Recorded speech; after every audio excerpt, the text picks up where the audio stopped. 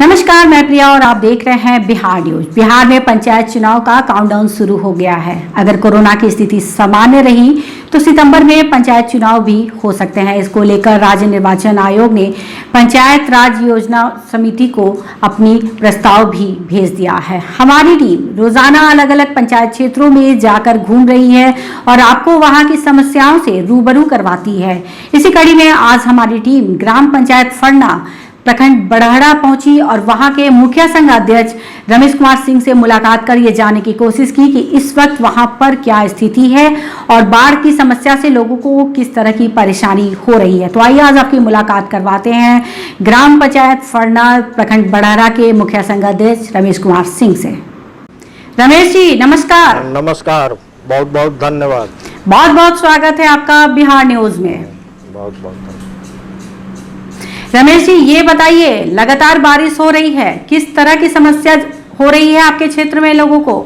और ऊपर से बारिश हो रही है और नीचे बाढ़ का समस्या है। जल जमाव की क्या स्थिति है? पब्लिक एकदम बेचैन है। ऊपर से जो स्थिति है बनी हुई है और नीचे से वही स्थिति है। और जो सरकार की व्यवस्था है वो तो बिल्कुल फेल है।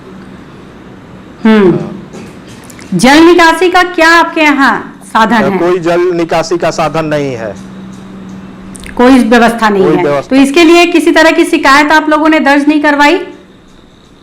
क्या नहीं करवाई? शिकायत आवेदन कहीं पर दिया आप लोगों ने जल निकासी की व्यवस्था? जल निकासी का जहाँ तक बात है, ये समस्या हम लोग को हर साल झेलना पड़ता है।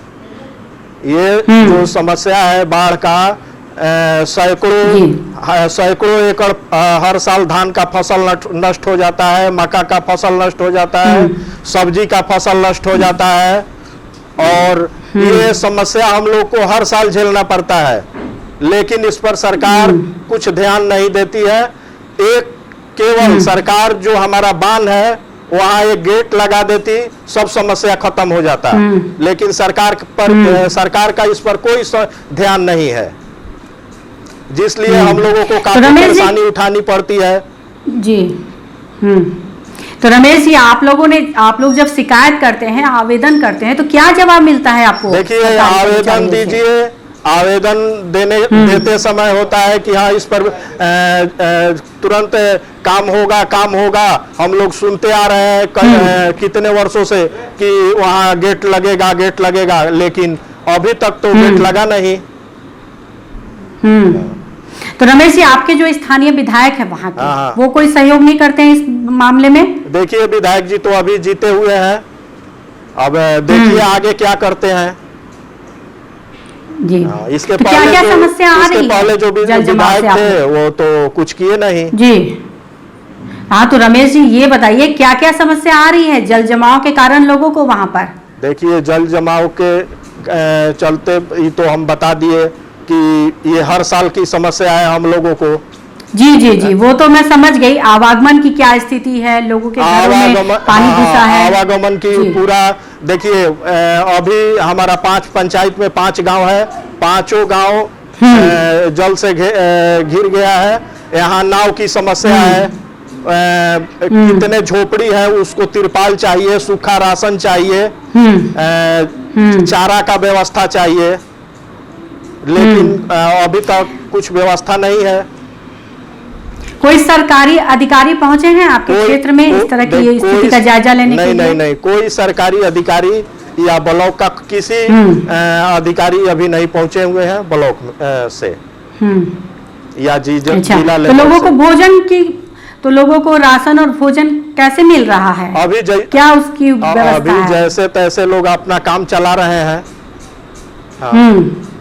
मतलब सरकारी कोई व्यवस्था आपके क्षेत्र में इस समस्या के लिए अभी तक नहीं कोई अधिकारी? कोई व्यवस्था नहीं है, सरकारी कोई व्यवस्था नहीं है अभी तक हमारे क्षेत्र में। जी हमारे क्षेत्र का अभी हम बता रहे हैं, बड़हरा ब्लॉक में कोई व्यवस्था नहीं है, पूरा ब्लॉक का बात बता रहे हैं। जी COBDO रमेश जी ये बताइए, तो वो लोग बोलेंगे कि व्यवस्था होगा, लेकिन कोई व्यवस्था नहीं है। हमारा एक तुर्की पंचायत गांव है जो वहाँ नाव की आवश्यकता है। लेकिन कोई वहाँ 2 दिन से हम सीओ को बोले हैं, लेकिन अभी तक न्याय नहीं मिला। जी, सरकारी उपेक्षा हो रही है बिल्कुल यहाँ पर। सरकार तो बिल्कुल फेल है। जी जी जी जी। ये बताइए रमेश जी कि आपके क्षेत्र में पंचायत भवन है, उसका निर्माण हुआ है? देखिए, हाँ, हमारे पंचायत में पंचायत भवन बना हुआ है, लेकिन वो पंचायत भवन का स्थिति जाकर देख लीजिए। अभी 3 साल से उसका टेंडर हुआ है, लेकिन वो काम बिल्कुल अधूरा है। वो हम डीएम साहब से जाकर मिले थे कि डीएम साहब, हमारा पंचायत भवन का जो जीर्णोद्धार था अभी तक अधूरा पड़ा हुआ है। वो बोले कि ठीक है, हम देखते हैं, लेकिन अभी तक कोई उस पर अति नहीं है, काम बिल्कुल अधूरा है।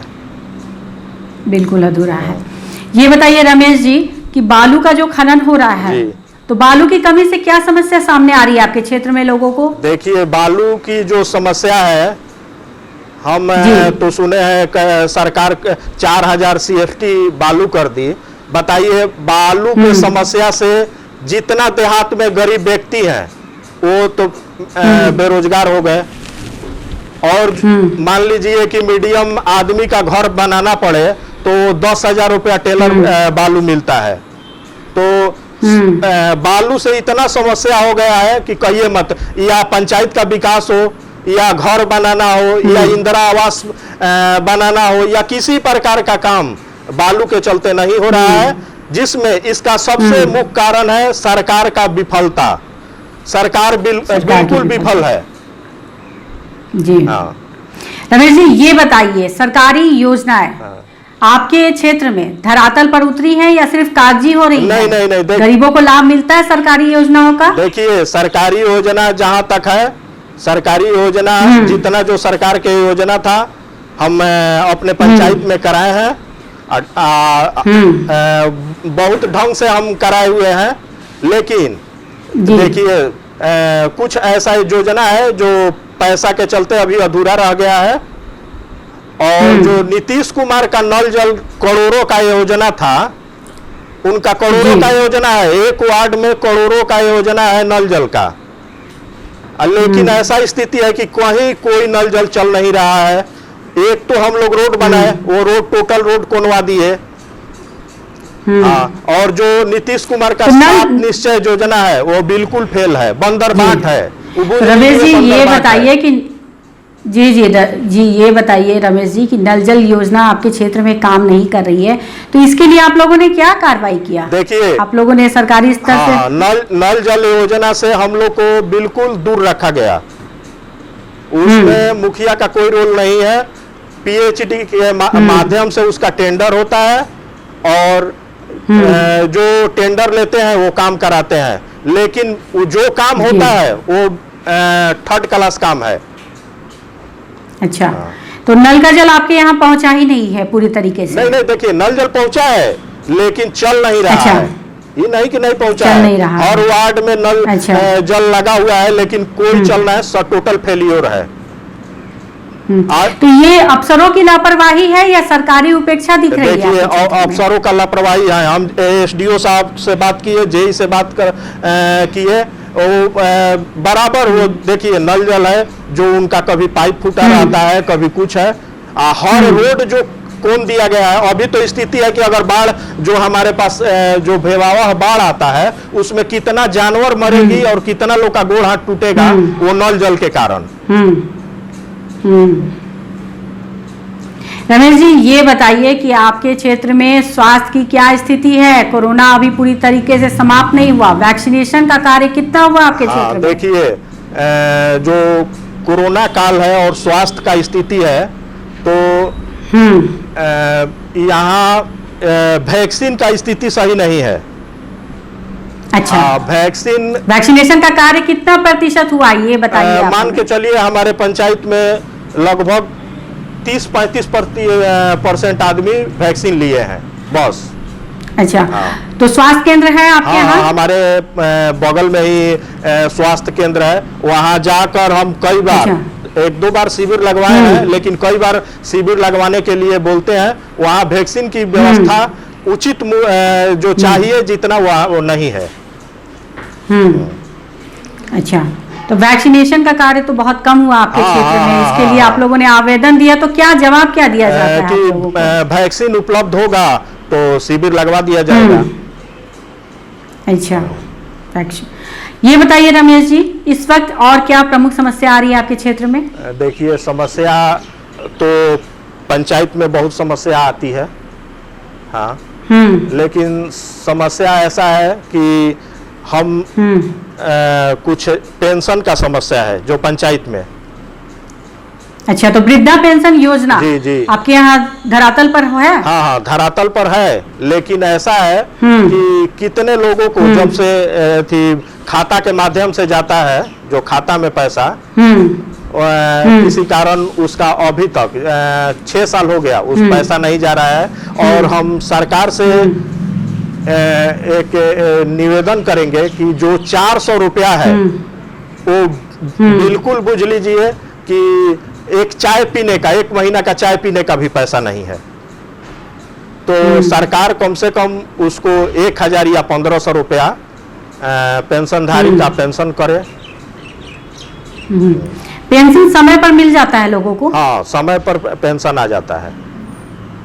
राशि कम है? हाँ, राशि बहुत कम है, हर राज्य की अपेक्षा राशि बहुत कम है। जी रमेश जी, एक आखिरी सवाल बताइए, जिस तरह की स्थिति है, कोरोना का 3rd फेज आने वाला है, उसका खतरा नहीं टला, बारिश के चलते बाढ़ की भी समस्या हो रही है, इस समय चुनाव कराना सही है आपकी नजर में? देखिए, चुनाव कराना तो मान लीजिए कि अभी संभव नहीं है, अभी तो बाढ़ का स्थिति है, बड़हरा बिल्कुल बाढ़ से डूबा रहता है, तो अभी तो संभव नहीं है, लेकिन बाढ़ खत्म होने के बाद चुनाव हो सकता है। हाँ, हो सकता है। कोरोना, रमेश जी, बिहार न्यूज से कोरोना का स्थिति देखिए, सरकार कोरोना में फेल है, बाढ़ में भी फेल है। हाँ, सरकार का केवल देखिए, कोरोना में नहीं किसी बेड का व्यवस्था था ना, थी क्या कहते हैं इथी का, हाँ, ऑक्सीजन का व्यवस्था, वेंटिलेटर नहीं व्यवस्था था, तो इसलिए सरकार कोरोना और बाढ़ दोनों में फेल है। रमेश जी, बिहार न्यूज से बातचीत करने के लिए आपका बहुत बहुत धन्यवाद। बिहार न्यूज चाहेगा कि हमारे चैनल के माध्यम से आपके क्षेत्र की जो समस्याएं हैं वो सरकार तक पहुंचे और उस पर उचित कार्यवाही हो। तो ये थे हमारे साथ खास बातचीत करने के लिए ग्राम पंचायत फरना प्रखंड बड़हरा से मुखिया रमेश कुमार सिंह, जिन्होंने बताया कि उनके क्षेत्र में भारी बारिश के कारण बाढ़ की समस्या काफी विकराल रूप धर चुकी है, लोगों के घरों में पानी घुस चुका है और यहाँ पर अभी तक कोई भी सरकारी अधिकारी पर ना पहुंचे हैं और ना ही किसी तरह की यहाँ पर मदद पहुंची है। लोगों को भोजन और रहने की कोई व्यवस्था नहीं है। इसके साथ ही साथ उन्होंने बताया कि उनके क्षेत्र में नल जल की योजना कोई भी काम नहीं हुआ है। साथ ही उन्होंने ये भी बताया कि वृद्धा पेंशन योजना में जो राशि आवंटित की जाती है वो भी बहुत कम मिलती है। इस तरह के तमाम छोटे बड़े खबरों से अपडेट रहने के लिए देखते रहें बिहार न्यूज़।